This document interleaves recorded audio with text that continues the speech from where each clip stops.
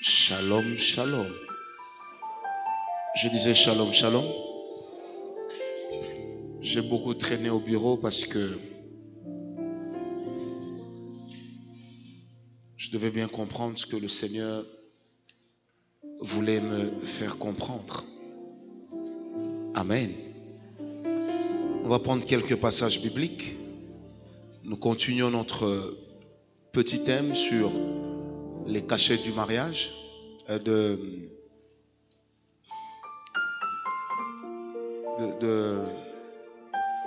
mauvais repères. Il faut mettre des cachets des mauvais repères qui entraînent des esprits mauvais dans les familles. Il faut changer ce titre-là pour vous qui écrivez. Très important. N'oubliez pas, comme je l'ai dit, ce sont des actes que nous posons sans toujours réaliser leur valeur, mais à la fin, ce sont des actes qui détruisent les familles. Amen. Amen. Ce sont des actes qui détruisent les familles et qui emmènent les démons à entrer. La logique avec laquelle moi je pars est simple. C'est quoi la logique? C'est que jamais le diable ne s'est présenté quelque part en disant « c'est moi le diable ». Il n'a jamais fait ça. Il sait que personne ne va l'accepter. La stratégie de l'ennemi a toujours été la séduction. La deuxième stratégie du diable a toujours été de profiter des portes que nous ouvrons, de profiter des opportunités que nous lui donnons. Et n'oubliez jamais que le péché, peu importe sa forme, le péché que nous entretenons, le mauvais climat dans lequel on vit, sont des portes extraordinaires pour que des esprits impurs puissent entrer dans une lignée et s'incruster dans une famille. Amen. Amen. Des fois, des petites choses que nous négligeons, comme je l'ai dit depuis le début, j'insiste, des petites choses que nous négligeons peuvent entraîner un déferlement de puissance négative capable de nuire sérieusement à la vie de ceux qui tombent. N'oubliez pas, la loi biblique dit ceci: l'âme qui pêche, c'est celle qui meurt. Ça, c'est la loi biblique. Mais retenez également que selon la même loi, non seulement l'âme qui pêche meurt, mais l'âme par qui le péché est entré mourra, mais laissera quand même le péché. Amen. La logique est celle-ci: l'âme par qui ou par laquelle le péché est entré mourra, mais le péché sera quand même resté. Prenez avec moi Exode 20, verset 14. C'est juste une seule phrase. Exode 20, verset 14. Exode 20, verset 14. La Bible dit: tu ne commettras point d'adultère. Exode 14, 20, verset 14.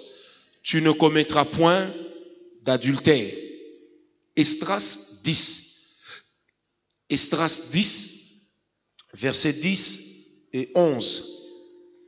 La Bible dit: Esdras, le sacrificateur, se leva et leur dit: vous avez péché en vous alliant à des femmes étrangères, et vous avez rendu Israël encore plus coupable.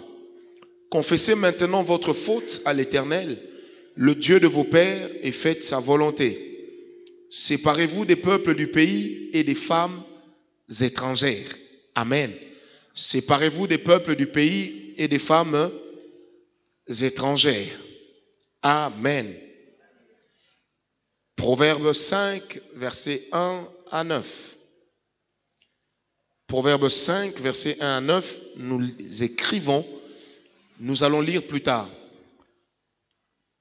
Une chose qui constitue un mauvais repère et qui introduit une activité démoniaque dans une famille, une chose pas de moindre, c'est l'infidélité conjugale ou l'adultère. L'adultère, appelons ça infidélité conjugale, appelons ça concubinage, appelons ça le fait d'entretenir un amant ou une amante, appelons ça le fait d'avoir un concubin ou une concubine. L'infidélité conjugale, l'adultère, est une cause de mauvais repères. Quand les parents pratiquent l'adultère, que ça se sache ou pas, il y a déjà des conséquences qui commencent à courir. Amen. Je répète, quand les parents pratiquent l'adultère, qu'on le sache ou pas, même si c'est bien caché, les conséquences de nos péchés ne dépendent pas du nombre de personnes qui en sont informées. Mais ça dépend de la parole qui a dit, l'âme qui pêche, c'est celle qui mourra. Amen. Ça veut dire que même si tu pêches en cachette, ce péché-là, ses conséquences vont aller au-delà de la cachette dans laquelle l'acte a été commis. Amen. Ça veut dire, même s'il n'y a pas une parole de connaissance, même s'il n'y a pas une prophétie qui étale au grand jour l'adultère, parce que je parlerai de l'impudicité plus tard, l'adultère, même s'il n'y a pas une révélation particulière sur l'adultère, ou même d'ailleurs sur l'impudicité, ses conséquences finissent toujours par crier lorsqu'il n'y a pas eu repentance. Quelqu'un m'a donné un amen très bien. Ses conséquences finissent par crier lorsqu'il n'y a pas eu repentance. J'aime le dire et je le répète ce soir, le péché du sexe fait partie de ce qu'on appelle le péché du sang. Le péché du sexe fait partie de ce qu'on appelle le péché du sang. Tout péché de sang en appelle à une alliance spirituelle. Partout où le sang intervient, il y a une alliance spirituelle qui germe. Alors, pourquoi je parle du sang alors qu'on est en train de parler de l'adultère ou même en gros de l'impudicité? La raison est simple. À chaque fois qu'il y a un échange intime entre un homme et une femme, il y a déjà un échange de sang. Amen. À chaque fois qu'il y a l'échange intime entre un homme et une femme, à chaque fois que le sexe intervient dans cet échange, il y a déjà une alliance de sang. Le Seigneur Jésus a dit, celui qui regarde une femme en la convoitant a déjà commis l'impudicité avec elle. Et le Seigneur va plus loin, c'est dans Matthieu 15, il va plus loin, il dit, parce que c'est du cœur que naissent toutes les mauvaises choses. L'adultère, l'impudicité, le vol et consorts. C'est du cœur que ça naît. L'adultère naît du cœur. L'impudicité naît du cœur. La convoitise naît du cœur. J'ai posé une fois la question, je ne sais pas si c'est ici ou c'était quand j'ai prêché à Philadelphie aux grands jeunes. Et j'ai posé la question, je dis, si nous retournons dans la logique de Jésus, celui qui regarde une femme en la convoitant a déjà commis l'impudicité avec elle. Combien d'entre nous pouvons encore nous déclarer purs? Combien d'entre nous auront le courage de dire que je suis pur? C'est pour dire qu'aujourd'hui, il y a des gens qui ont une virginité qui n'est que de corps, mais elle n'est plus dans l'esprit. Parce que la convoitise est déjà née. Et si nous nous basons, comme je le disais une fois de plus, sur les paroles du maître, les paroles du maître sont formelles. Celui qui regarde une femme en la convoitant a déjà commis l'impudicité avec. Mais moi je peux aller plus loin pour dire, toujours selon la pensée biblique, que la femme aussi, qui s'habille de manière à amener ou à susciter une convoitise chez un autre homme ou dans le mari d'autrui, a commis autant le même péché. Parce que le péché est né dans l'intention du cœur. Est-ce que quelqu'un est avec moi? Parce que l'adultère ne va pas que de l'homme vers la femme. L'adultère va aussi de la femme vers l'homme. La convoitise n'est pas un péché masculin. La convoitise est un péché qui existe dans tous les deux genres, donc qui va dans tous les deux sens. Autant l'homme qui regarde la femme en imaginant être allé avec elle et en train d'ouvrir une porte, autant la femme qui s'habille de manière à susciter cette convoitise est une occasion de chute pour cet homme. En ce moment-là, leur péché devient partagé. Est-ce qu'on m'a dit un amen bien? Parce qu'elle peut dire, je suis en train d'user de ma liberté. Même dans le monde, on dit que la liberté d'une personne s'arrête là où commence la liberté de l'autre. Ça veut dire ma liberté, même dans la Charte des Nations Unies, ma liberté ne doit pas enfreindre sur la liberté de l'autre. Aujourd'hui, il y a un phénomène qui bat son plein dans le monde, on parle du viol. Mais moi, j'ai toujours dit, le viol, nous le décrions, nous le condamnons. Et moi, je le condamne avec la plus grande et la plus forte énergie. Mais poussons notre raisonnement plus loin. Est-ce que certaines personnes, je dis bien certaines personnes violées, n'ont-elles pas suscité cette envie-là? Quand une sœur qui a des formes qu'elle a se permet de venir à l'église en retard, d'exiger au protocole de s'asseoir devant, mais pendant son parcours, ne sera-t-elle pas regardée? Quand une sœur qui connaît ses formes biformes se permet de s'habiller avec des vêtements excessivement serrés, pendant qu'elle sait que son corps est comme elle est, n'est-elle pas en train, elle aussi, de susciter cette convoitise dans les autres? Quand une sœur jeune s'habille et qu'elle sait qu'elle a encore une poitrine, excusez-moi de le dire, debout, et qu'elle se permet de ne rien mettre en dessous et de venir parler aux frères comme si on était à la plage, c'est qu'on ne se permet même pas à la plage, n'est-elle pas en train de provoquer cette convoitise? La convoitise est quelque part un péché partagé. Amen. La convoitise peut être un péché partagé. Alors l'adultère est très mauvais parce que des parents adultères indiquent aux enfants la voie du désordre. Des parents adultères indiquent aux enfants, je répète, la voie du désordre. Un père qui découche, c'est rare qu'une femme découche, mais un père qui découche, les enfants qui vont dormir à 20h, papa n'est pas là. Ils se réveillent à 4h30 pour se préparer. Là où papa dort, c'est toujours vide. Et les enfants savent que papa n'est pas en voyage. Ça laisse une marque dans les enfants. Les enfants, plus tard, ils vont s'en inspirer. Plus tard, ils croiront que c'est normal. Papa qui sort à 20h alors que toute la journée il était à la maison. Mais il sort à 20h pour revenir à 3h du matin, ivre. Et quand il revient, il a toujours le même refrain. J'étais en réunion, j'avais une réunion politique, j'avais une réunion des renseignements, j'avais une réunion de tchic et tchac. Qu'on le veuille ou qu'on ne le veuille pas, les enfants gardent.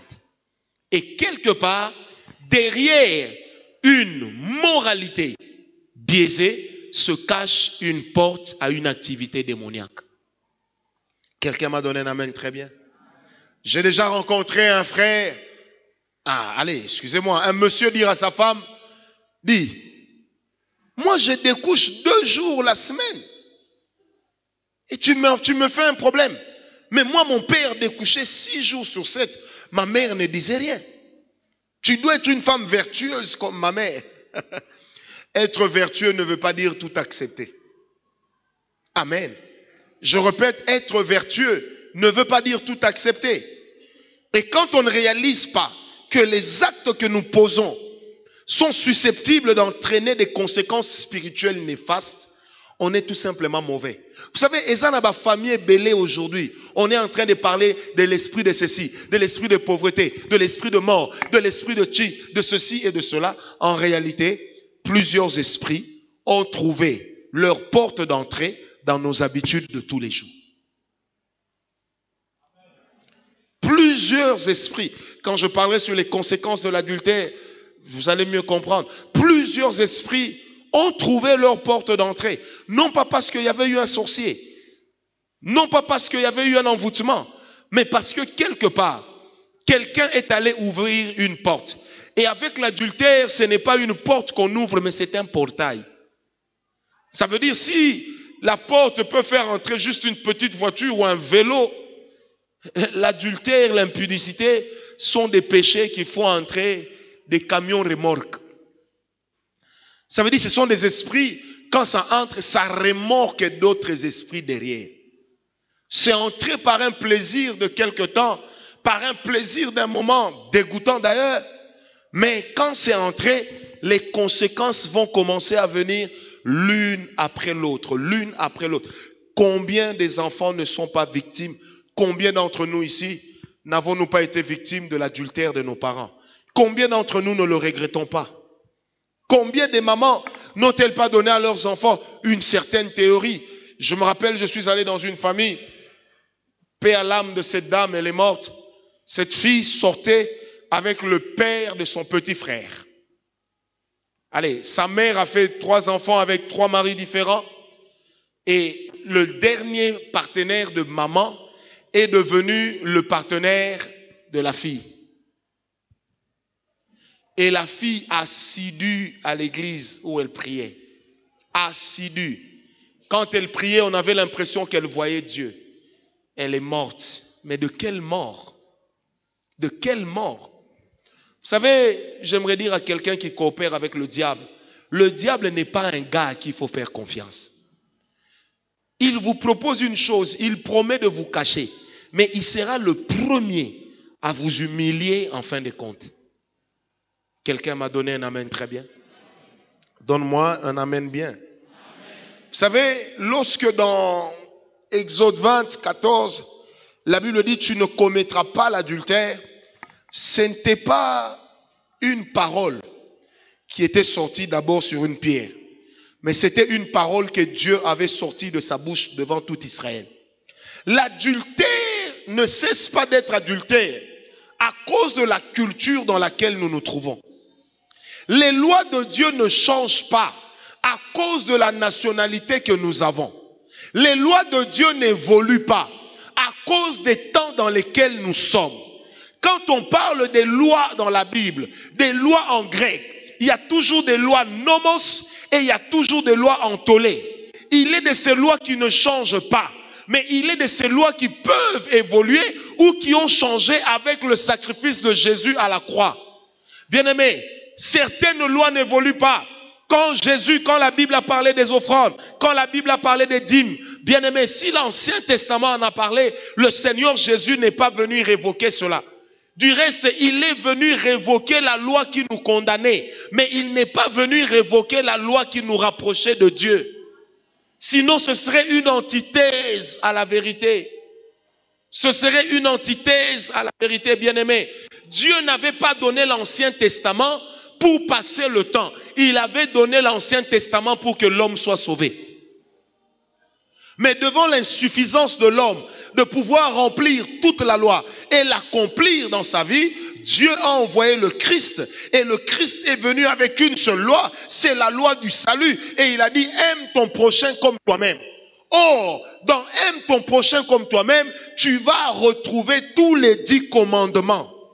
Parce que celui qui aime ne vole pas, celui qui aime ne convoite pas, celui qui aime ne tombe pas dans l'adultère, celui qui aime ne tue pas. Celui qui aime ne fait pas de mauvaises choses. Pourquoi? Parce que l'amour n'a pas annulé la loi, mais l'amour a accompli la loi.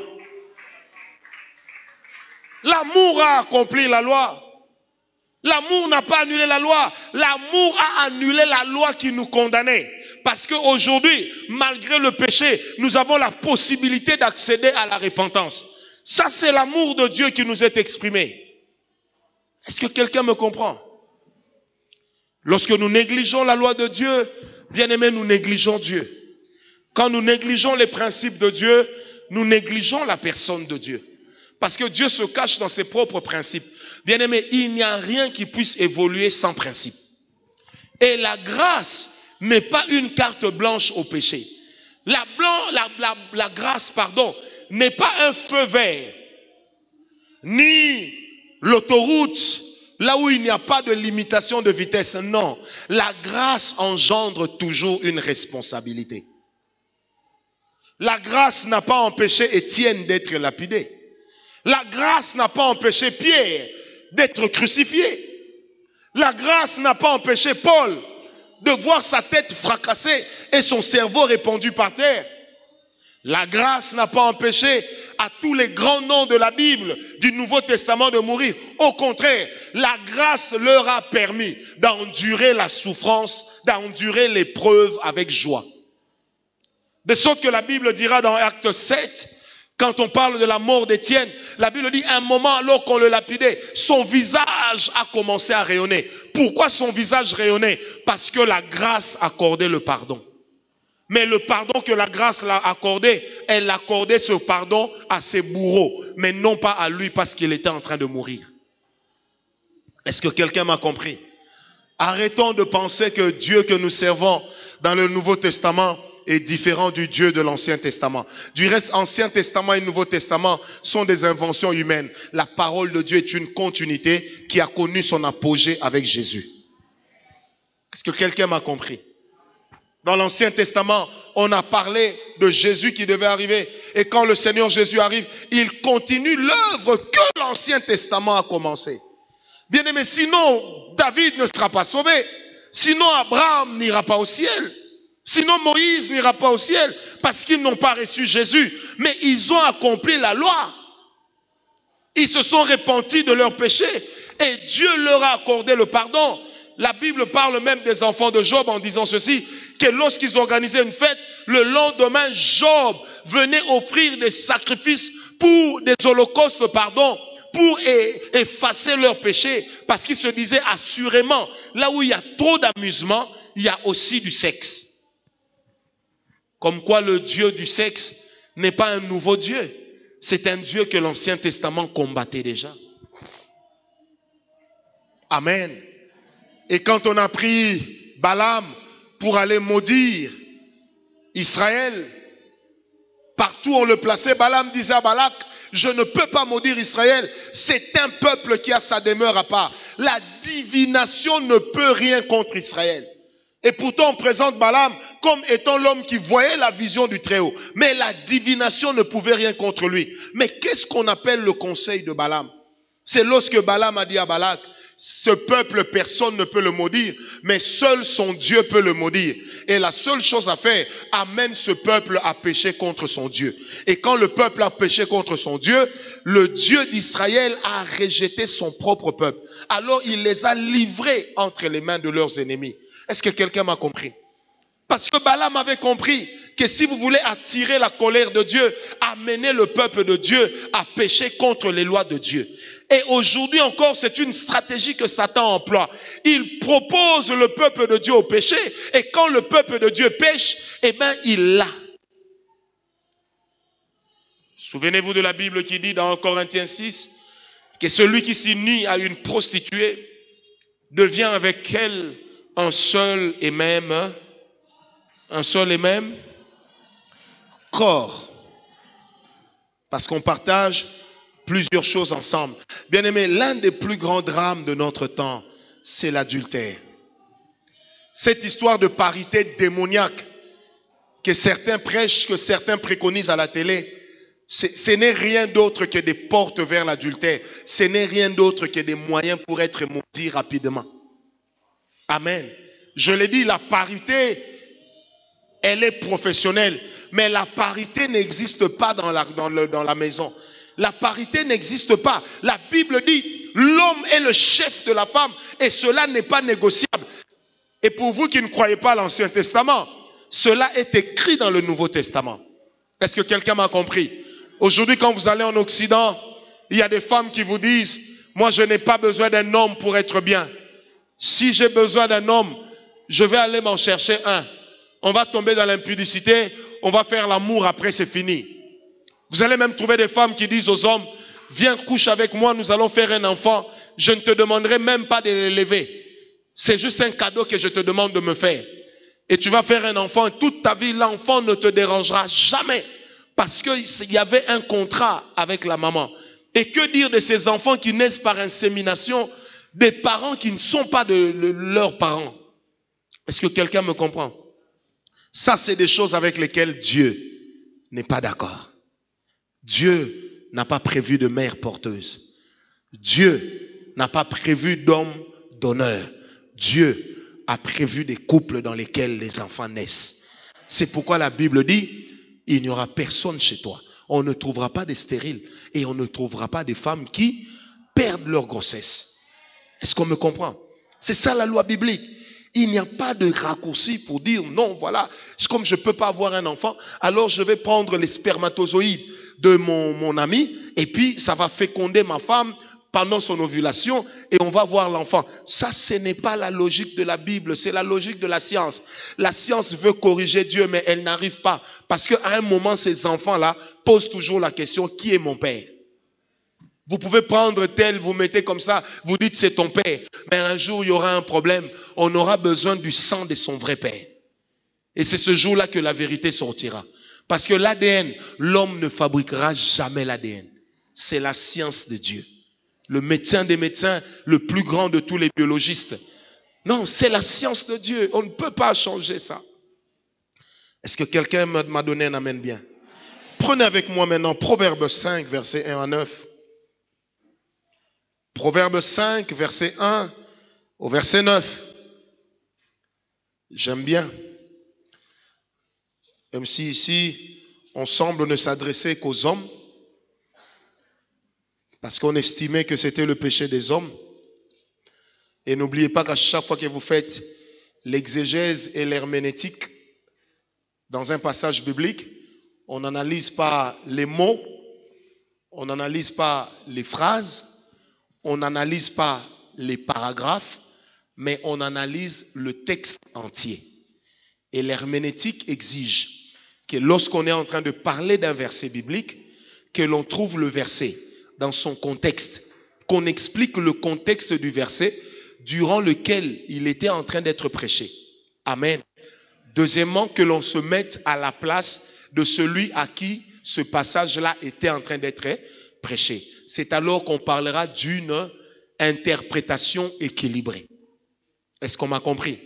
Parce que retenez que toute interprétation de la Bible ou d'un passage biblique tombe toujours sous le coup de la culture, sous le coup de l'éducation, sous le coup du niveau d'instruction, amen, sous le coup de l'environnement, sous le coup des dons spirituels qu'on a, et même sous les coups des démons qui nous possèdent. C'est pourquoi la véritable herméneutique, c'est d'abord le contexte dans lequel le texte a été dit. Quel était le contexte culturel? Et le contexte culturel de l'époque disait que c'était l'adultère des femmes qui étaient condamnées. On lapidait les femmes qui commettaient l'adultère, mais on ne lapidait pas les hommes avec lesquels elles tombaient dans l'adultère. C'est comme ça que quand ces gens-là ont amené la femme devant Jésus, ils ne pouvaient pas amener l'homme. Pourquoi? Parce que selon la culture déjà de l'époque, c'est comme avait chanté quelqu'un, et c'est une culture qui est à peu près pareille chez nous, c'est comme si on permet à l'homme d'avoir plusieurs femmes. On permet à l'homme, on reconnaît à l'homme la possibilité d'avoir des copines partout, des concubines. Mais on ne veut pas que la femme le fasse. Ce n'est pas parce que la Bible le dit, mais la Bible le répète parce que tout simplement, ce livre que nous appelons la Bible est écrit dans un contexte. Dans un contexte juif, quelquefois dans un contexte romain et quelquefois aussi dans un contexte grec. Est-ce qu'on m'a compris? Si aujourd'hui tu veux appliquer toute la Bible, tu iras en prison. Lapide la femme de ton voisin que tu as attrapée en plein adultère, parce que la Bible dit, elle sera punie de mort. Punis-la de mort et la justice congolaise te punira à vie. Amen. Et tu vas devenir, pour sortir, un prisonnier politique. Proverbe 5, versets 1 à 9. La Bible dit, mon fils, sois attentif à ma sagesse. Prête l'oreille à mon intelligence, afin que tu conserves la réflexion et que tes lèvres gardent la connaissance. Car les lèvres de l'étrangère distillent le miel, et son palais est plus doux que l'huile. À la fin, elle est amère comme l'absinthe, aiguë comme un glaive à deux tranchants. Ses pieds descendent, ses pieds descendent vers la mort, ses pas atteignent le séjour des morts. Afin de ne pas considérer le chemin de la vie, elle est errante dans ses voies, elle ne sait où elle va. Et maintenant, mes fils, écoutez-moi, et ne vous écartez pas des paroles de ma bouche. Éloigne-toi du chemin qui conduit chez elle, et ne t'approche pas de la porte de sa maison, de peur que tu ne livres ta vigueur à d'autres, et tes années à un homme cruel. Ici, la Bible parle de la femme qui pousse l'homme à l'adultère. Son appât, ce sont des paroles mielleuses. Son appât, c'est une attention exagérée. Vous savez, chaque être humain sur terre aime qu'on lui témoigne de l'attention. Témoigner de l'attention, c'est bien, mais témoigner trop d'attention est une faiblesse. Je me rappelle à l'époque, un ami à moi a fait la cour à une sœur. Ensuite, il a voyagé. Et il a demandé à la sœur de venir me voir. La sœur est venue me voir et nous sommes devenus très amis.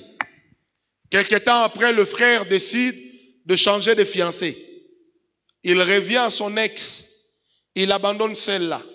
Et moi, j'ai commencé à jouer au sapeur-pompier. Tous les soirs, j'étais avec elle. Je lui parlais. Et je parlais bien. Vous savez, j'ai reçu la grâce de savoir parler. Amen. Je lui parlais bien. Quand je lui parlais, ses larmes séchaient.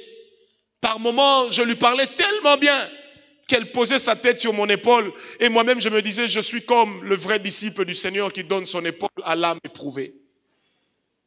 Un beau jour, je me rappelle, pendant que je suis en train de la raccompagner, il faisait noir et on devait se séparer pour qu'elle entre chez eux et que moi, je retourne chez moi, enfin chez les parents à l'époque. Vous savez, on reste là en face dans le noir. Et je suis en train de lui dire, non, tu sais, la vie, c'est comme ça. Moi-même, un grand Potiphar à l'époque. J'ai dit, non, tu sais, la vie, c'est comme ça. C'est pas la fin du monde. Ça ira. Dieu va faire grâce. Mais je lui parlais.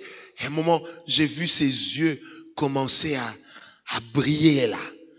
Et là, j'ai réalisé la beauté qui m'échappait. Moi-même, là, dans le noir, j'ai dit, mais waouh, elle est bien. Elle est bien. Vous savez, par instinct, j'ai regardé à gauche, j'ai regardé à droite s'il n'y avait personne. Dieu merci, quelqu'un est passé. Bonjour frère.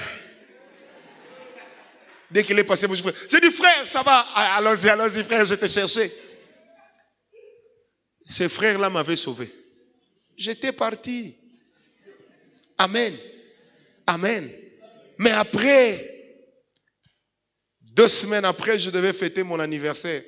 Je me suis retrouvé avec 4 gâteaux d'anniversaire offerts par les sœurs. Et le gâteau qu'elle m'avait amené était en forme de cœur. Et la bougie était bien grosse. À la taille de ma tête. J'étais bien, très bien. Mais après, j'ai constaté que le sapeur-pompier devenait pyromane. Ça veut dire, à force de vouloir consoler, j'étais devenu la personnification de la consolation. Amen. Et heureusement, je me suis ressaisi. J'ai dit, non, sœur, je n'ai jamais pensé t'épouser. Je n'ai jamais pensé t'aimer ni me fiancer à toi. Elle me dira, alors pourquoi toute cette attention? J'ai dit, mais parce que tu étais dans le besoin. Tu avais besoin de quelqu'un à qui parler. Je t'ai approché pour te parler. Ce n'était que ça. Frère, c'est pourquoi la Bible dit, si quelqu'un tombe, va les relever, mais fais attention. Toi aussi, ne tombe pas. Jimmy, des gens comme toi là, vous aimez bien la compagnie des sœurs. Vous savez, les femmes sont très attirées par les belles paroles. Surtout que tu es beau. Toi tu n'as pas nos visages ici. Hein? Amen. Donc, attends. Quelle est cette femme qui n'aime pas qu'on lui dise des belles paroles ici? Qu'elle lève sa main. Où est Zéna? La guerrière. Même, c'est Zéna ou Zéna? Zéna. Son vrai nom, Zénabou. Même Zéna. Derrière une sœur qui te dit toujours, mais pourquoi les gens te trouvent mauvais? Mais pourtant moi je te trouve bien, je te trouve gentil. Bien-aimé, derrière le frère qui est là toujours à dire, mais pourquoi les gens ne te draguent pas? Pourquoi on ne te fait pas la cour? Mais moi je te trouve impressionnant. Waouh, tu es juste joli, tu m'impressionnes. Frère, quand les belles paroles commencent à trop retentir, il faut fuir. Donne-moi un amen bien. Il faut fuir. Mais sachez que ce n'est pas facile de fuir. Parce que même la vieille maman, quand quelqu'un commence à lui dire, maman, tu es jolie, hein? Au début, elle peut dire, tu es un petit garçon, comme ça, tu me dis ça. Mais elle n'est pas partie. Le lendemain, on vient encore lui dire, oh maman, comment certains jeunes sortent avec des mamans à la fin? Ça commence comment? Des compliments. Oh maman, tu es jeune, hein? Waouh maman. On ne croirait pas que vous avez 6 enfants et que vous êtes grand-mère. Que vous le voulez ou pas, elle se sent hein? Bien. Elle va dire, ah, vraiment? Avant, elle disait mon fils. Mais là, elle va dire, ah, trésor. Vraiment? Mon fils est relégué au calendrier grec. Amen. Faites très attention. Parce que l'arme que le diable utilise pour amener l'adultère, c'est la séduction. Une deuxième arme que le diable utilise pour amener l'adultère ou l'impudicité, c'est un excès d'amitié homme-femme qui ne respecte plus les limites. Vous savez, une femme qui accepte, surtout les femmes, parce qu'elles ont plus de caractère généralement que les hommes, une femme qui accepte un homme qui commence à lui parler du sexe, qui n'est pas son mari, la porte de l'adultère n'est pas loin. C'est-à-dire que le gars est déjà en train de faire, comme disaient certains à l'époque, azo checké. Donc il est en train de jauger. Est-ce que ça peut aussi marcher? Combien de sœurs n'ont-elles pas livré leur cœur à des hommes qui ne les ont jamais aimés? Et puis elle est blessée, alors qu'elle s'était trop donnée. C'est pourquoi, bien aimé, je ne suis pas contre l'amitié frère-sœur, mais même l'amitié frère-sœur doit souffrir de certaines limites. Est-ce que quelqu'un me comprend?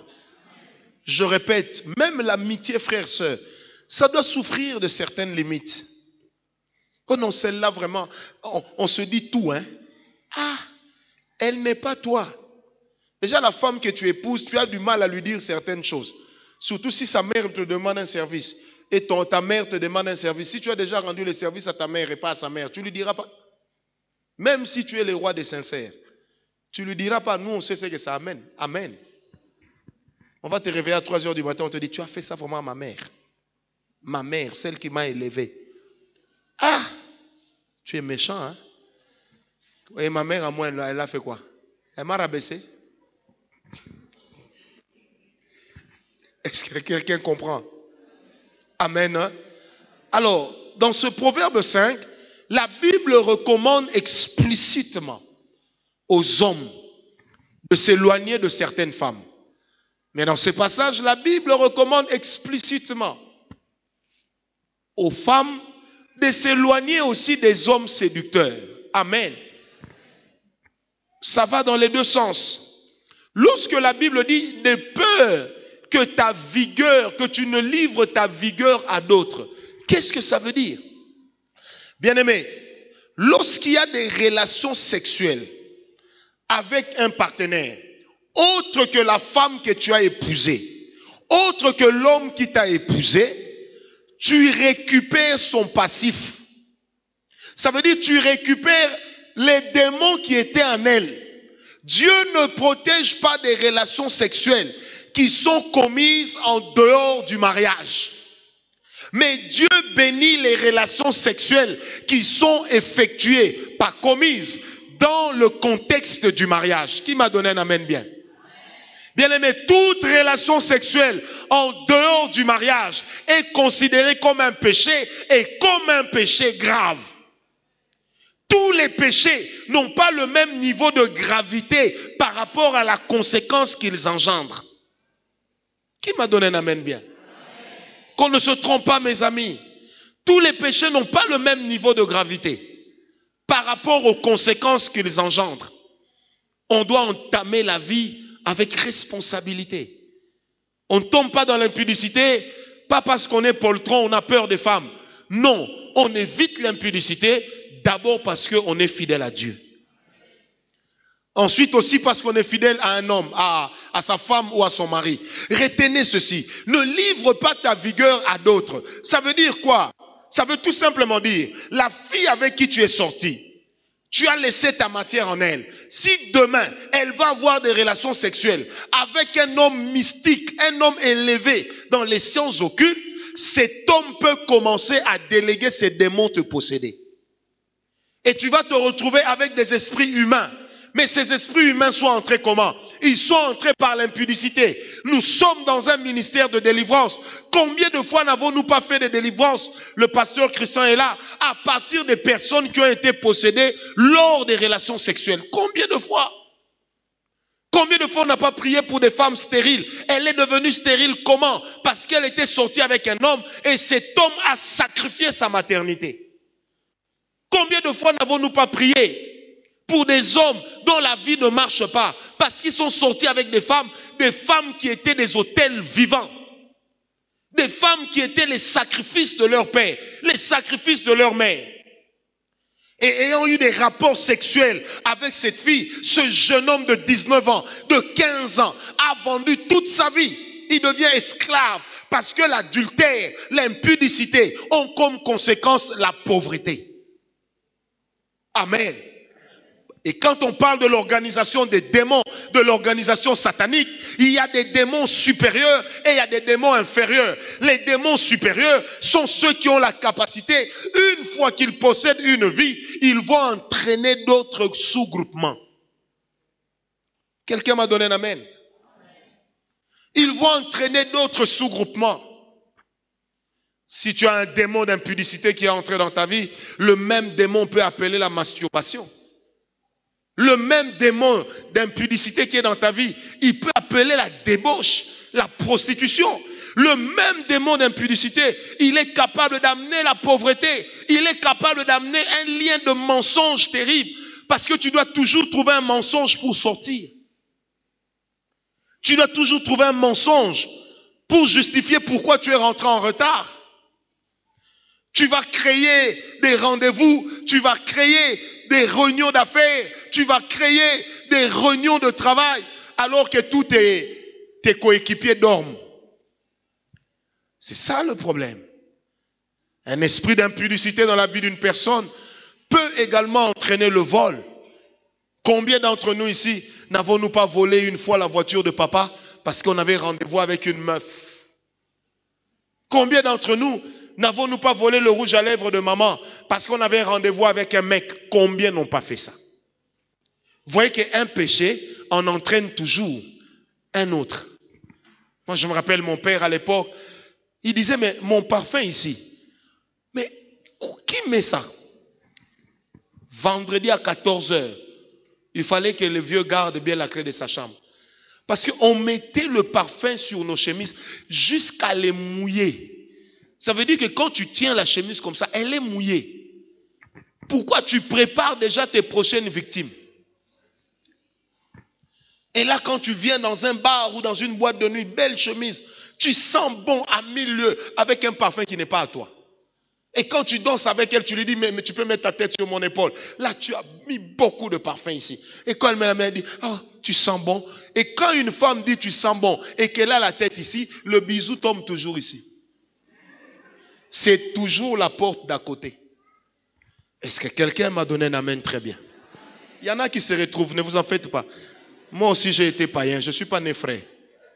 Est-ce que quelqu'un me comprend? Vous voyez comment l'impudicité, comment l'adultère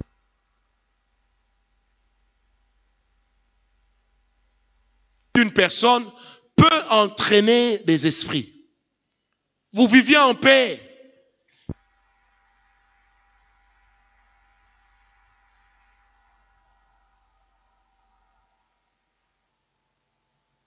Peut-être que là où il est allé commettre l'adultère, il a croisé la violence dans le corps de l'autre.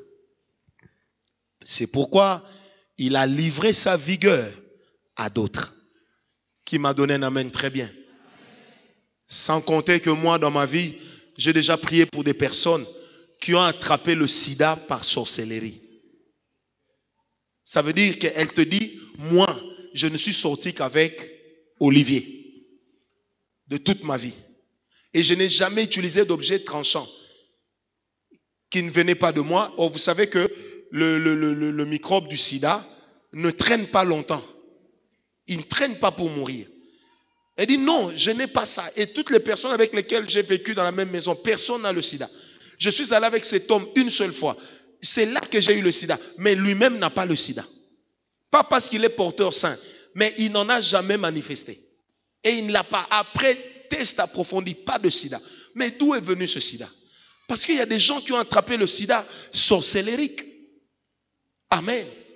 Et sans parler de tous ces MST, toutes ces maladies sexuellement transmissibles qui peuvent venir comme ça et entraîner des infections incroyables. Incroyables. Et les femmes qui sont là le savent. Les infections peuvent tuer. Non, les infections tuent. Certaines infections peuvent même être à la base du cancer, de l'utérus. Amen. Et il y a de plus en plus de femmes qui en souffrent. Pourquoi? Elle est là bien en train de lire sa Bible et son mari est un aventurier qui est toujours dans les bars, traînant avec les femmes, faisant ce qu'il veut. Il va comme ça dans l'impudicité. Et puis quand dans l'adultère, quand il revient, chérie, je vais aller avec toi. Et il lui donne des maladies. Et après, papa et maman meurent de maladies. Les enfants traînent dans la rue alors que c'est des enfants qui n'ont rien fait. Victimes de quoi? De l'adultère de papa.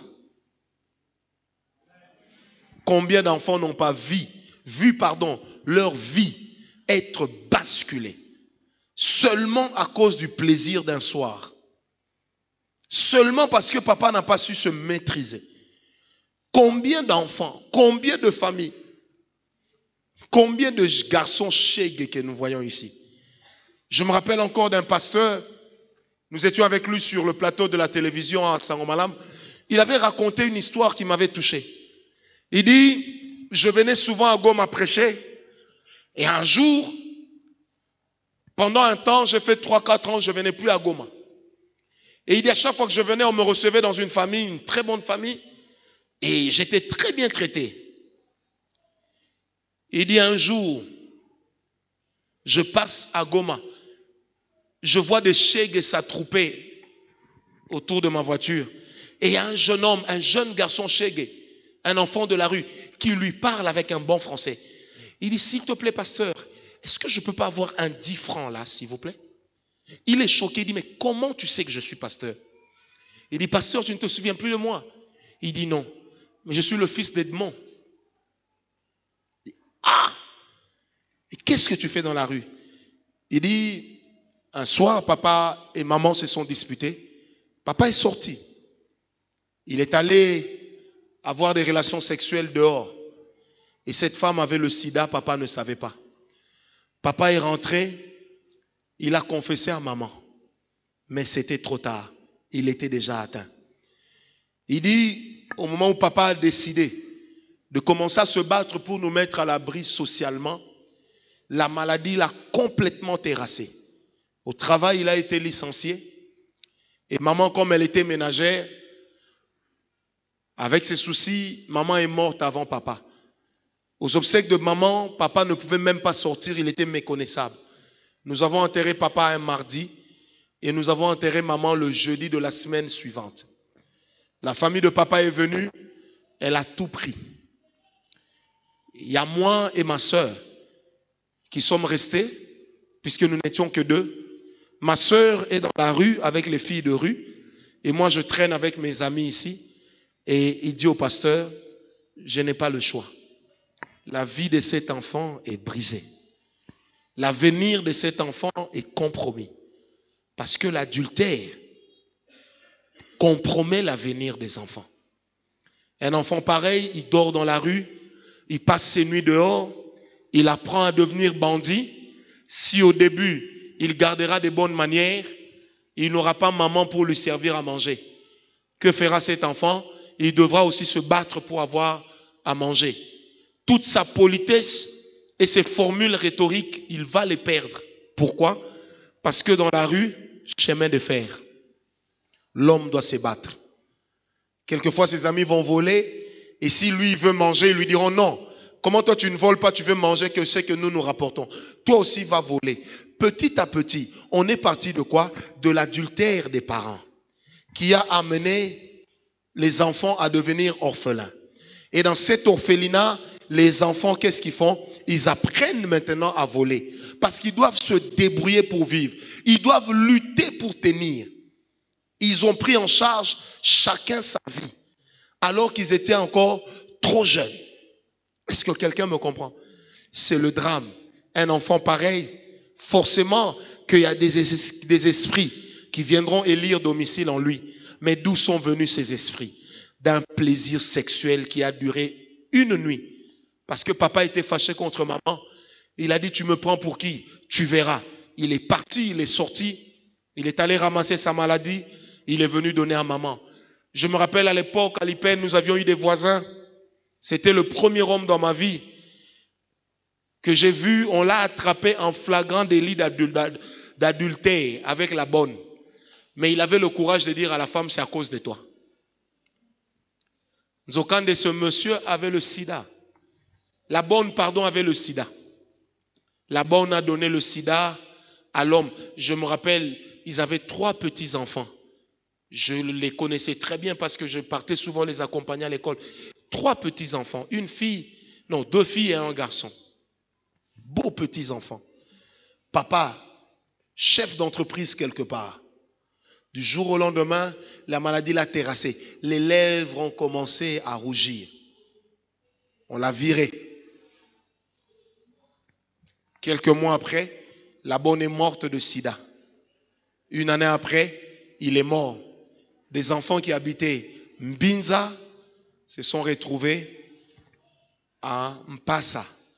Et je ne parle pas de Mpassa d'aujourd'hui. Je parle de Mpassa d'il y a 24 ans. Donc ce n'est pas Mpassa d'aujourd'hui. C'est Mpassa d'il y a 24 ans.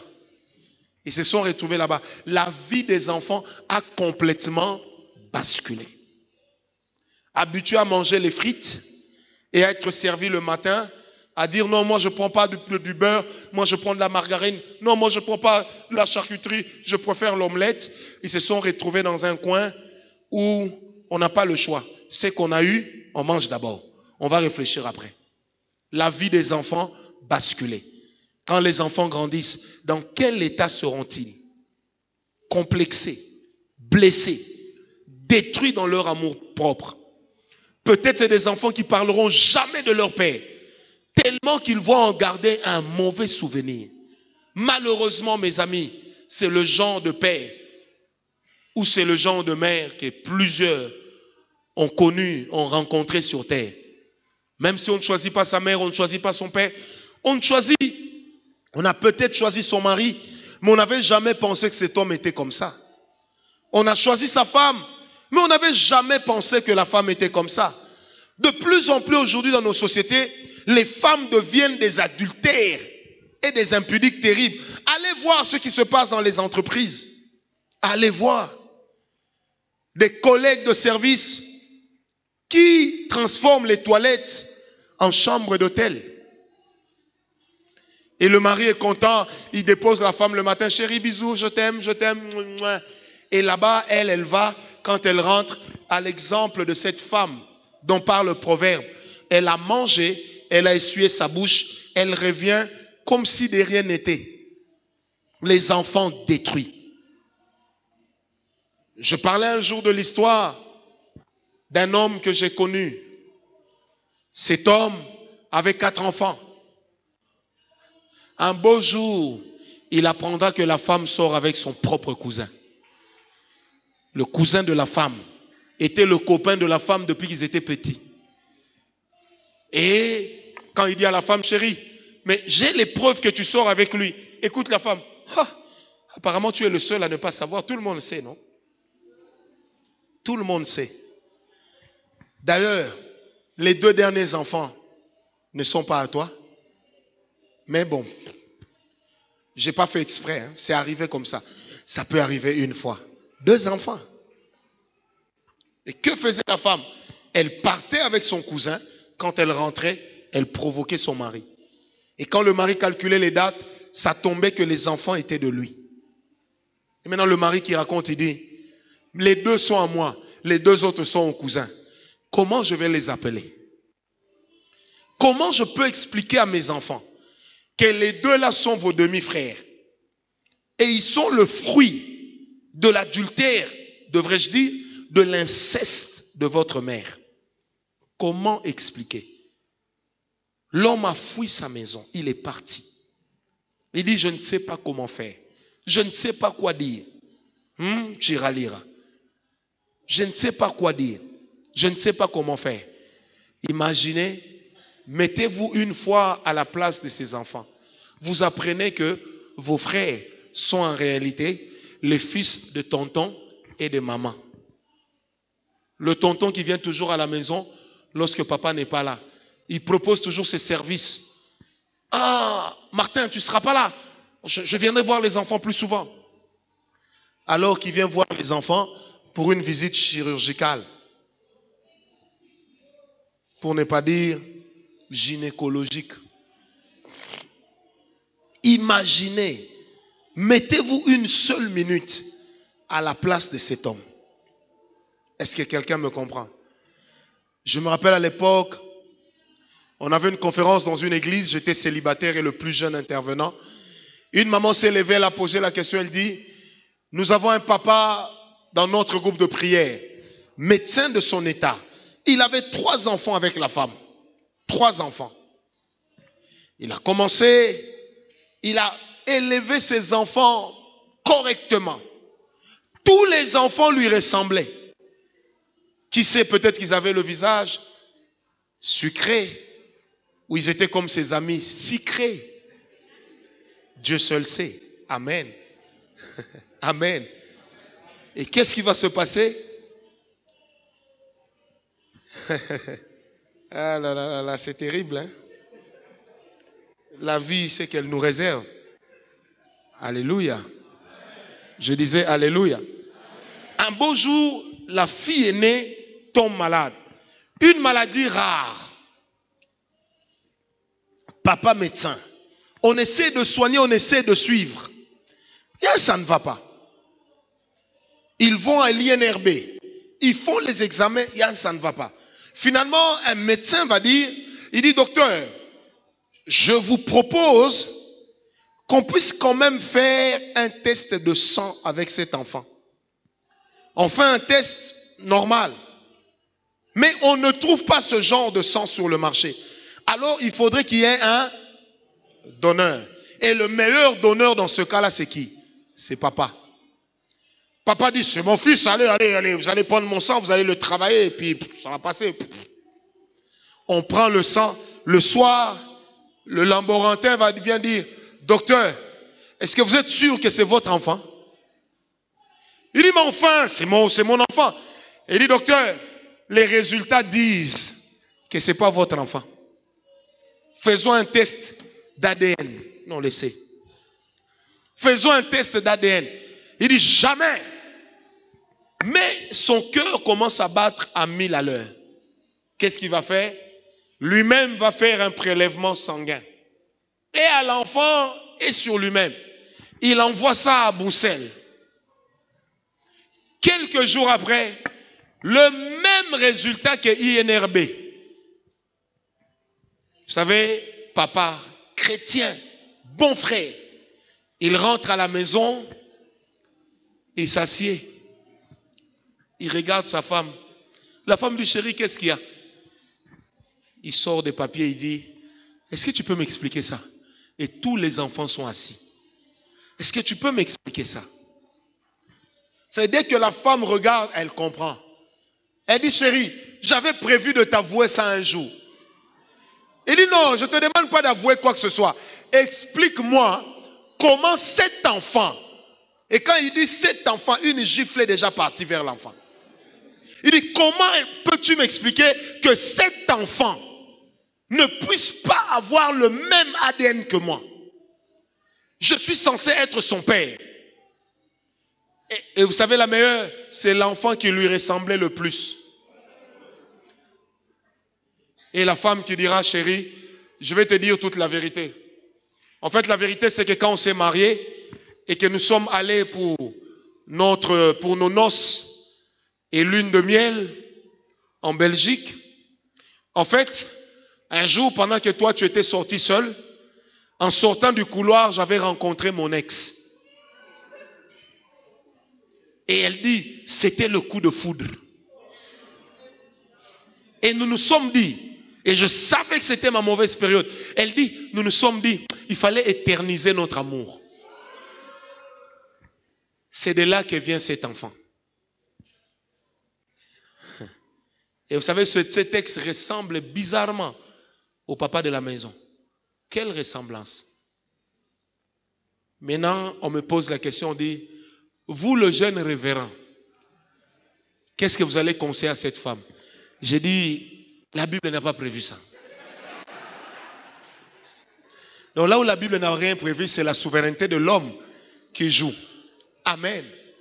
J'ai été clair, j'ai dit, mais on dit, bon, maintenant, et puis il y a une maman qui dit, mais prophète, maintenant si c'est vous, j'ai dit, non maman, ça ne peut pas être moi.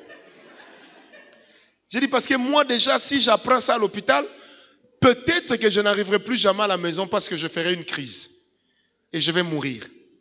Imaginez tout ce que cet homme a investi comme amour pour cet enfant. Et comme c'était un bon chrétien, qu'est-ce qu'il dira? Il dit à la femme, tu prends tes affaires, tu t'en vas, mais je garde l'enfant.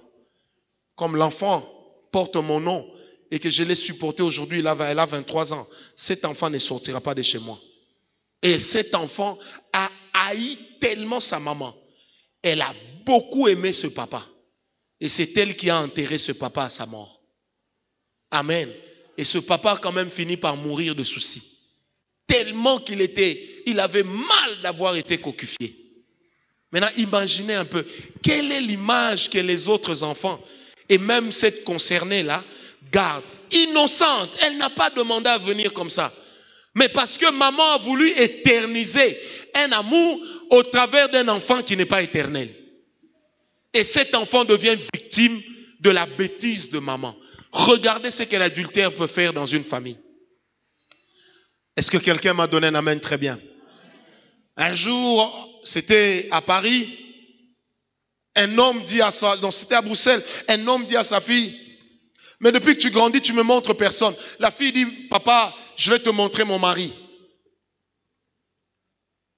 Et on se prépare, il y aura prédote. La fille vient avec son mari, c'est qui? Une fille.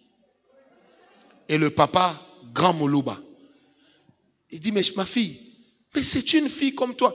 La fille dit, moi je ne peux pas épouser un homme. J'ai vu comment tu as fait souffrir maman avec les copines. Moi je préfère avoir une copine, comme ça au moins elle ne me fera pas souffrir. Une histoire vraie. Ce papa est allé dans sa chambre, il s'est enfermé. 7 jours après, on l'a retrouvé mort. Donc, quand il est entré, il s'est enfermé. Il a fini par faire un arrêt cardiaque. Tellement qu'il avait mal pour ce qui venait de se passer. Il avait envie de corriger son passé pour que cela ne soit jamais arrivé. Mais hélas, on ne peut pas changer les événements du passé. Mais Dieu merci, on peut s'en repentir afin que notre futur ne soit plus pareil. Est-ce que quelqu'un m'a donné un amen très bien? Et cette fille a fini par se marier avec sa copine. Et aujourd'hui, elles vivent. Elles ne sont pas heureuses. Parce qu'on ne peut pas être heureux lorsqu'on vit loin des principes de Dieu. Est-ce que quelqu'un m'a compris? Ça, c'est des choses que l'adultère peut entraîner comme problème. Et l'adultère, l'impudicité, donne à votre partenaire un pouvoir sur votre vie. L'adultère, l'impudicité, donne à votre partenaire un pouvoir sur votre vie. Un pouvoir sur votre vie. Un pouvoir spirituel, un pouvoir moral et même un pouvoir physique. J'ai raconté ici une fois aux grands jeunes, un papa général de son état 4 étoiles, se promenant toujours avec escorte. Il va aimer une fille de 22 ans. À l'époque où on dansait le kwasa-kwasa. Arrivé à un certain moment, la fille lui dit, toi tu dis que tu m'aimes, tu dis que tu m'aimes. Devant les gardes. Il dit, si moi tu m'aimes, ici seulement danse kwasa-kwasa. Le général avec ses galons, les gardes au garde à vous. La fille qui insiste, si moi tu m'aimes, allons dans ce kwasa-kwasa pour moi devant les gens. Si moi tu m'aimes. Le papa qui est à la maison quand il rentre, hé Michel, toi, viens ici, tu as fait du devoir, hé merveille, toi, je vais te taper. Hé Antoinette, viens ici. Mais là, une petite fille de 22 ans lui dit, si vraiment tu m'aimes, danse-le. Et le général est là avec ses galons. Les gardes font semblant de ne pas voir. Et le général regarde la fille et dit, mais toi aussi, dis donc. Hein? Hein? Il dit, mais pourquoi ça? Hein? Mais dis donc. Oh. Et vous savez, quand tu as cédé, tu céderas encore. Et la fille qui lui dit, oh, descends aussi en bas, descends. Et le général qui est là, ah, toi aussi, vraiment, ah. C'est qu'il n'a jamais... Allez demander à vos copines qui sortent avec les papas d'autrui. Comment quelquefois elles les humilient. Amen. Ce papa impudique, adultère de son état, il vient chercher sa copine à l'époque au lycée ici en ville, à Gombe. Vous savez, et puis Mercedes série 5, blanche lui-même est là, casquette et tout, pour faire jeune. Serre-corps, chaînette, mais c'est bon. Alors la fille qui vient, elle dit, chérie, je te présente mes amis. Elle c'est Niclette, elle c'est Arlette, elle c'est Ursula, elle c'est Eunice, elle c'est Tinette. Alors le vieux qui est né en 1941, alors il lève la casquette un peu. Et moi c'est Cédric. Alors qu'à son époque, Cédric n'existait pas. Donc calmement, il ne peut pas tout enlever parce qu'il est chauve. Les petites vont comprendre que c'est un vieux. Il fait... Et moi c'est Cédric. Vous voyez comment l'adultère peut humilier quelqu'un. Et des papas comme ça, il peut avoir un enfant dans la même école. Et l'enfant, le jour où elle apprendra que ma copine sort avec mon père, comment elle se sentira? Humiliée. Humiliée. Vous savez, il est difficile d'aller taper une fille parce qu'elle sort avec votre papa, surtout si elle a votre âge. Parce que l'humiliation sera encore plus forte le jour où elle dira, est-ce que c'est moi-même qui ai demandé à votre maman de ne pas être belle?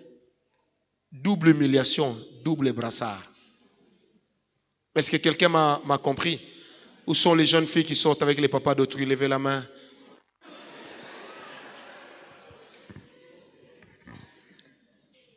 L'adultère et l'impudicité vous amènent à saboter de vous-même votre futur. Vous savez, tout à l'heure, quand le Seigneur m'en parlait, dans mon bureau, j'en ai eu les larmes aux yeux. J'ai pensé à beaucoup de choses, comment des jeunes gens qui avaient la grâce, qui avaient un avenir certain, aujourd'hui se retrouvent au bas du plancher, seulement parce qu'il y a eu un manque de maîtrise devant le sexe. Vous savez, le sexe est très dangereux. Très, très dangereux. Quand je parle encore, je vois plusieurs images des gens que nous avons vantés. Je me rappelle, à l'époque, il y avait un prophète qui avait connu un grand succès. Il a donné une parole, il dit, il y a une fille ici, tu as le sida, le Seigneur est en train de te guérir. Et la fille vient le voir après, il dit, pour te montrer que je crois en ta guérison, nous allons coucher ensemble. Ils ont commencé à coucher ensemble. Et comme par hasard dans ce genre de choses, le prophète est mort avant elle. Elle est restée. Le prophète est mort. Ses enfants sont restés pauvres. Sa femme est restée dans une pauvreté qui ne dit pas son nom. Pourquoi? Parce qu'il y avait un manque de maîtrise devant le sexe. Amen. C'est pourquoi la Bible dit, ne vends pas ta vigueur à d'autres. Est-ce que quelqu'un me comprend? Je disais, est-ce que quelqu'un me comprend? Sans compter que l'adultère et l'impudicité sont capables de rendre quelqu'un sorcier. Et c'est le meilleur moyen. Ça peut rendre quelqu'un sorcier. Et l'impudicité et l'adultère usent le corps. Tu as 18 ans, tu as déjà avorté 5 fois. Que tu le veuilles ou pas, même avec un visage de petite fille, les plaquettes sont déjà finies, usées. Et au début du mariage, il y a des risques que tu connaisses des pannes de rotules. Qu'est-ce qui va se passer? Rotules et transmissions mélangées vont lâcher. Le capteur va casser et le pneu va sortir de l'axe. La voiture ne saura plus avancer. C'est pourquoi des fois vous allez remarquer, des fois vous regardez un monsieur, il a une belle femme, mais il va toujours dehors. Parce que le secret de son lit, il ne peut pas en parler. Mais combien de gens en souffrent? Combien de personnes en souffrent? Moi-même, combien de personnes m'écrivent ou m'appellent au téléphone? Tout à l'heure, là, avant le culte, une femme m'a écrit, elle me dit, je suis à Dakar, je suivis vos enseignements sur les maris de nuit. J'étais bien avec mon mari. Quand il a commencé à sortir avec sa secrétaire, il m'a chassé. Et là, le Seigneur m'a montré clairement que la secrétaire de mon mari est dans la sorcellerie. Mais là où je vous parle, là, même à cet instant, je ne suis plus avec lui. Que faire? Je dis, maman, dans ce genre de cas, il n'y a pas 10 000 choses à faire. Priez. Priez. Cherchez Dieu. Est-ce que quelqu'un me comprend? Un comportement d'envoûté. Il y a même des gens, à cause de l'impudicité, ils se sont rendus compte qu'ils ont commencé à avoir des ailes la nuit. Ils sont devenus des sorciers à cause de l'impudicité ou de l'adultère. Bien-aimés, les choses qui contredisent les lois de Dieu sont susceptibles d'entraîner un envoûtement dans nos vies. Est-ce que quelqu'un me comprend?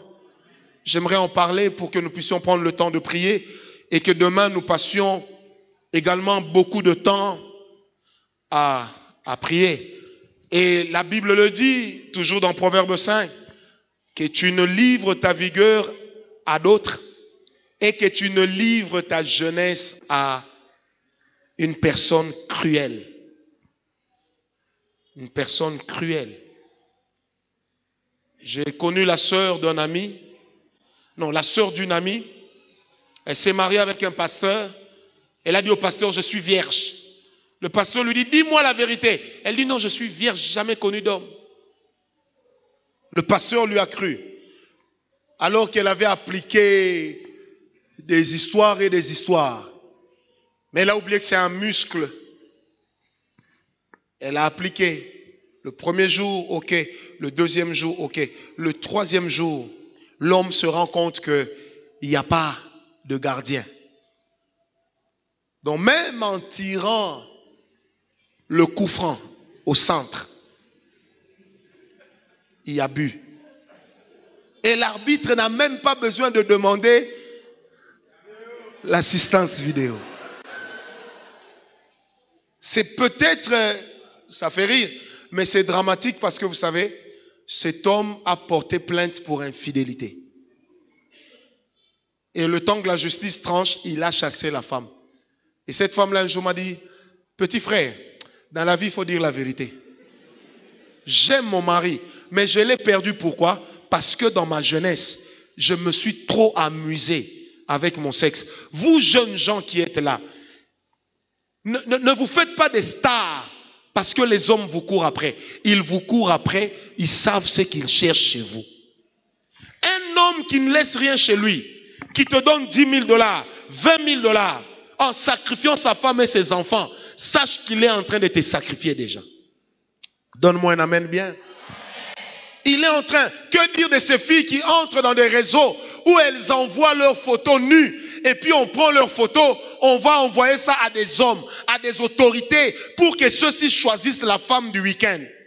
Vous allez voir la fille, elle ne travaille pas, elle a toujours un iPhone X, S9, elle a toujours des bons parfums, des sacs Louis Vuitton, elle s'habille bien, elle a des ceintures Hermès, elle a des châles Chanel.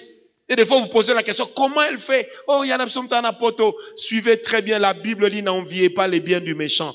Parce que vous ne savez pas, derrière ce que vous voyez, quelle est la vérité qui se cache? Vous allez voir des jeunes gens aujourd'hui qui roulent dans des belles voitures, qui ont des beaux bijoux, des belles montres, qui voyagent tout le temps. Tout est rose pour eux. Allez leur demander combien d'entre ces garçons-là ont vendu leur anus à des occultistes homosexuels pour avoir ce qu'ils ont. Combien le font dans cette ville de Kinshasa et ailleurs? Comme disait un petit à moi, viens à signer Naï. Combien le font? Combien ne vont pas avec des musiciens par voie derrière, juste pour de l'argent? Et toi, tu es toujours là. Si vraiment tu m'aimes, fais-moi des cadeaux. Si vraiment tu m'aimes, amène-moi à Paris. Il t'amène à Paris, il ne travaille pas, il n'a pas d'entrée, il ne croit pas au miracle de Dieu, il n'a pas la foi. Mais il t'amène à Paris, comment il fait? Et comme toi, tout ce qui t'intéresse, Dieu c'est le Dieu des résultats. Non, Dieu c'est le Dieu de la procédure, ensuite du résultat.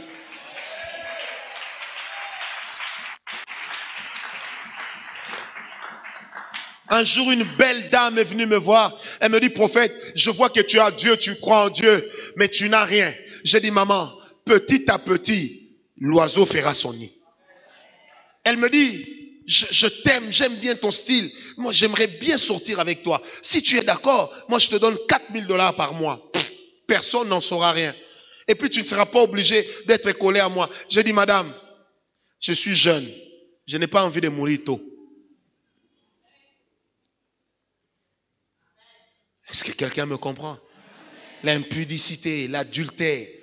J'ai raconté aux grands jeunes ici comment la petite sœur d'un ami à moi est morte parce qu'elle a suivi un Libanais qui lui a donné un coffret de bijoux. Et chaque nuit, elle rêvait du Libanais qui venait lui dire, rends-moi mes bijoux, rends-moi mes bijoux, rends-moi mes bijoux.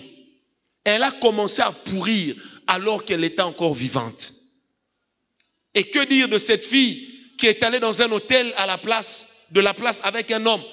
Quand l'homme lui faisait la cour, l'homme lui a directement donné 5000 en lui disant, réfléchis bien. Quand elle regarde, elle dit, objet de réflexion, 5000. C'est qu'ici, j'ai décroché le gros lot, le jackpot. Elle dit, oui, je vais aller avec cet homme. Ils vont à l'hôtel, les deux prennent la douche très bien. Ils commencent à faire tout ce qu'il faut. Ils font leur impudicité proprement. Et puis la fille qui dit à l'homme, j'arrive, je vais me soulager.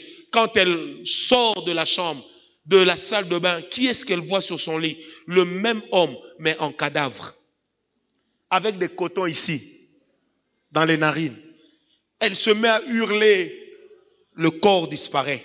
Elle est sortie, dévêtue de cette chambre. Elle criait dans tous les sens.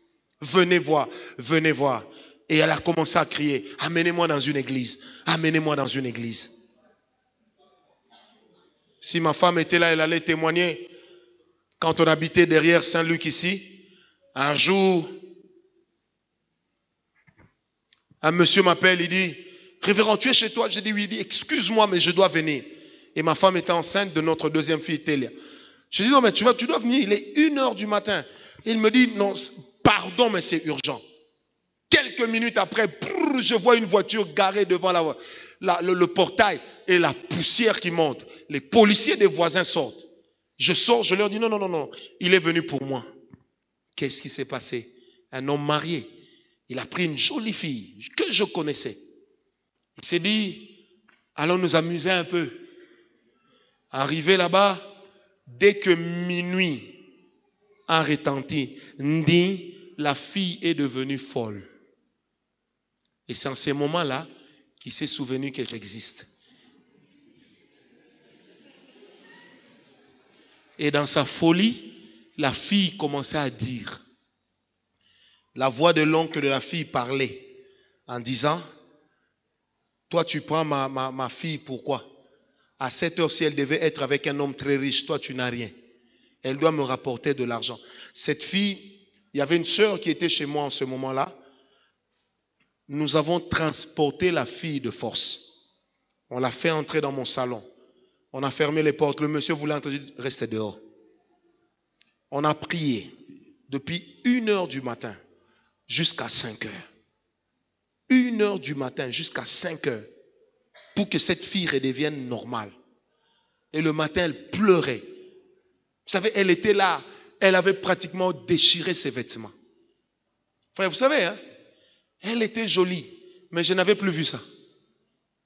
Parce qu'on était occupé à la maîtriser pour ne pas qu'elle casse les vitres, qu'elle casse. Maman, quand vos filles ramènent l'argent à la maison, ne soyez pas pressés de manger par pauvreté. Vaut mieux mourir pauvre avec dignité que de vivre derrière une fille qui est en train de vous amener de l'argent pourri. Cette fille jolie, non! Elle était d'une jolibilité inconcevable. Donc c'est comme si Dieu venait de la fabriquer. Je vous dis la vérité. Ma femme m'a dit, une belle fille comme ça, que des problèmes. J'ai dit, tu sais, hein, la vie nous cache des choses. Elle a pleuré, je lui ai expliqué tout ce qui s'est passé. J'ai appelé l'homme, j'ai dit, toi aussi viens. Je lui ai parlé, ils m'ont dit, plus jamais, plus jamais. Mais 4 mois après, ils ont repris. Vous dites c'est l'envoûtement, mais l'envoûtement n'a pas commencé ce jour-là. L'envoûtement avait commencé avant. Mais quand ils sont allés ensemble, et ce n'était pas la première fois, l'envoûtement n'a fait que s'amplifier. Ne crois pas que les gens qui roulent dans des belles voitures sont des saints. Mais ne crois pas aussi que tous les piétons sont des saints. Ne crois pas non plus que tous ceux qui sont gentils parce que tu as le plus beau visage. Non. Ton visage peut être une adresse bien. Donc quand on te regarde, on dit, cette fille Sandy, c'est une fille propre. C'est elle qu'il faut prendre. Même le diable dans ses sacrifices a des exigences. Nous avons fait plusieurs fois des délivrances de certaines personnes où l'esprit qui était à l'intérieur disait, je ne pars pas. Elle a bouffé mon argent. Je ne peux pas partir. Je ne peux pas partir. Cette fille, je lui ai donné des maisons. Et puis ce genre de fille, elle va épouser aussi un bon frère. Et le frère commence à souffrir, ayant cru épouser une sœur parce qu'elle parle en langue, alors qu'il a épousé un passé. Stade de martyr. Et Bilima, et Vita, et Sangabalende, et Mazembe, et Matiti Mabe de Bandundu, et Makila Mabe, et Mandamambe, et Vita Club de Matadi. Tout le monde a déjà joué là-bas. C'est pourquoi il y a des fois des gens, tu te maries avec la fille, et puis les gens font ça. Mais après, pour quel type d'enfant? Il y a des sœurs ici qui complotent avec leur propre mère pour sortir avec des hommes. Et tu crois que maman t'aime. Elle ne t'aime pas, tu es devenu sa marchandise. Et moi, Nanga Bala, comme ça, j'aurai un peu d'honneur derrière elle. Ça sera un honneur de peu de temps. Que personne ne te trompe. Là où Dieu n'a pas béni, il y a toujours une malédiction. Est-ce que quelqu'un m'a donné un amen très bien? Je disais, est-ce que quelqu'un m'a donné un amen bien? Et j'aimerais conclure par 2 Pierre 2, verset 19. 2 Pierre 2, verset 19, la Bible dit, tout homme est esclave de la chose qu'il a vaincue. L'Esprit de Dieu est en train de me parler maintenant d'une personne, c'est une fille qui avait connu des rapports sexuels forcés. Et depuis, elle s'est rendue compte qu'elle n'a plus aucun respect pour son corps. Elle est prête à aller avec le premier venu. Je ne te demande pas de te lever ni d'avancer, mais pense à me voir pendant la semaine. J'aurai besoin de prier pour toi. Amen. Amen. Est-ce qu'on est avec moi ce soir? Et combien d'entre nous ne sommes-nous pas victimes de ces choses? Permettez-moi de raconter cette histoire. Un jour, une femme m'appelle, elle est en pleurs. Son mari ancien dans une église très proche du pasteur sortait avec une femme au travail. Et quand elle a pris, elle a parlé à l'homme. L'homme s'est fâché. Il a dit, moi je suis Moulouba. Tu ne peux pas me parler comme ça. Il a boxé la femme. Je suis arrivé, j'ai trouvé la femme avec un bébé. Elle pleurait et elle avait des bleus partout. Et quand je regardais la femme, le Seigneur m'a dit clairement, cet enfant, son subconscient vient d'enregistrer tout ce qui s'est passé. Vous savez, je lui ai dit, madame, donnez-moi l'enfant, je vais prier pour l'enfant. Elle me dit, non, le problème, ce n'est pas l'enfant, c'est moi. J'ai dit, attendez. Vous savez, c'était un bébé de quelques 3 mois. J'ai commencé à prier pour le bébé en disant, au nom de Jésus, tu libères la vie de cet enfant. Vous savez comment l'enfant réagissait? Comme ça. Moi, ça ne me fait pas rire. L'enfant serrait la mine. Vous sentiez que l'enfant Prenez le visage de quelqu'un qui est rempli de haine. Après un enfant pareil, quel avenir ça va donner? On a prié, j'ai prié. Et il y avait 5 policiers dans la parcelle parce que le garçon était une autorité. J'ai prié sur l'enfant. Et après, j'ai vu l'enfant faire. La femme, quand elle a vu ça, elle a encore plus pleuré. Elle m'a dit, ce que je viens de voir avec mon enfant me fait plus pleurer que les coups que j'ai reçus. Elle me dit, prophète, je me rends compte aujourd'hui que l'attitude de mon mari vis-à-vis de moi, alors que moi, je lui ai seulement reproché son adultère. Mais regarde les conséquences que ça a eu sur l'enfant. Bien-aimé, j'aimerais insister pour dire, la responsabilité des parents n'est pas que de nourrir les enfants, de les envoyer dans des bonnes écoles. Mais c'est d'abord d'adopter une marche dans la vie qui sera responsable au point de veiller sur ces enfants-là. Parce que nos actes ont toujours une répercussion spirituelle que nous ignorons souvent, mais que nous récoltons cash. Est-ce que quelqu'un me comprend? Je sais ce soir, et quand le Seigneur me parlait de ce thème tout à l'heure, pendant que je n'y pensais même pas, le Seigneur m'a dit, ce soir, il y aura beaucoup de gens qui sont issus des couples, des parents qui ont connu l'adultère, qu'il y a des femmes ici qui ont des maris adultères, elles le savent. Elles le savent. Il y a des enfants ici qui sont des fruits de l'adultère. Ils s'en veulent. Mais à ces enfants-là, Dieu m'a donné une parole. Vous n'avez pas demandé à être. Est-ce qu'on peut me donner un amen? Vous n'avez pas demandé à être. Peu importe ce que la vie vous impose, endurez avec courage. Dieu a un avenir pour vous. C'est la parole qu'il a mis dans mon cœur. Même si tu es le fruit de l'adultère de tes parents, même si aujourd'hui tu en souffres et tu en souffres encore, sois calme. Il y a un Dieu au ciel qui pense les blessures. Il y a un Dieu au ciel qui a dit qu'il est ton Père et que lui prendra soin de toi, quoi qu'il arrive. Quand la Bible dit un fils est un don de l'Éternel, la Bible n'a pas précisé de quel fils il s'agissait.